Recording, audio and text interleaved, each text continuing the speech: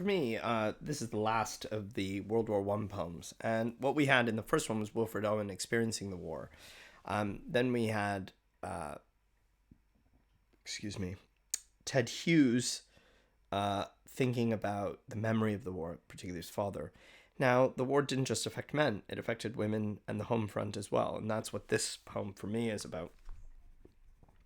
This is about World War One memory, but mothers and the domestic sphere, and how the war might have affected that. Um, Poppies came as a major symbol of the First World War, a memory for the dead. 3 days before Armistice Sunday, which is the day in November where we remember those that have died in war, poppies had already been placed on individual war graves. Before you left, I pinned one onto your lapel. Who's she talking to? Who's talking? Crimpled petals, nice. Spasms of paper red, disrupting a blockade of yellow bias. These images are suggestive of a wound.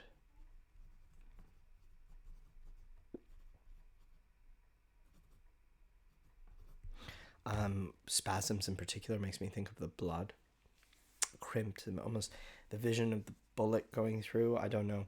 There's a lot of metaphor of clothing that I find utterly unnecessary in this poem, so I'm not really going to bring attention to it. If you think it's important, make of it what you will. Sellotape bandaged around my hand. I rounded up as many white cat hairs as I could. Smoothed down your short's upturned collar, steeled the softening of my face. She wants to touch him, preen him, clean him, prepare him. And what she's doing is she's trying to be tough, right? That's what she's trying to do. I wanted to graze my nose across the tip of your nose, play at being Eskimos like we did when you were little. Oh, so that's more touching. Love, intimacy, closeness. This is a mother to her son, that you can feel the yearning, the loss. I feel the loss of him. I resisted the impulse to run my fingers through the gelled black thorns of your hair. Resisted because she's trying to be cool.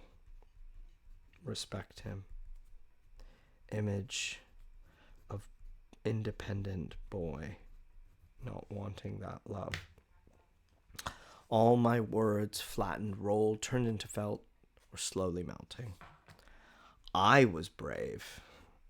I think that's ironic, given he's a soldier. As I walked with you to the front door, threw it open, the world overflowing like a treasure chest. The simile captures his new potential life.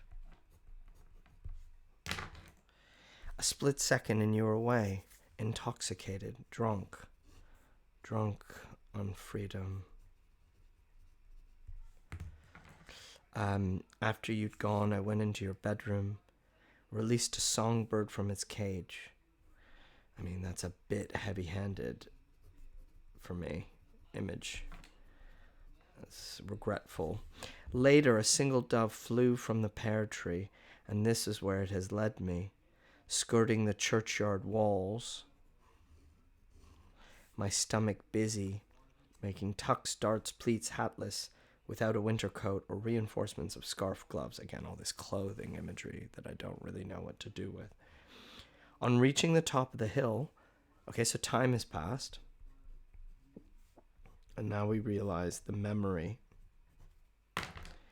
and the present mix when we're traumatized, when we're sad, when we miss someone. On reaching the top of the hill, I traced the inscriptions on the war memorial. leaned against it like a wishbone. Want you back. The dove that she saw pulled freely against the sky like a stitch. That image is okay, I think. But this is nice. I listened, hoping to hear your playground voice catching on the wind. So he's lost, dead. She is mourning, which is a form of yearning, desire, for the past. It's brutal. So sad. So here we don't get a protest of war, actually. We get a lot more of an acceptance and honor and just a yearning for the person you've lost. Not a protest for the war overall or a statement of its values, but just one where a single character, a mother who wasn't at war, has lost someone within the domestic space. This is a really important, different vision, alternative way of looking at the war.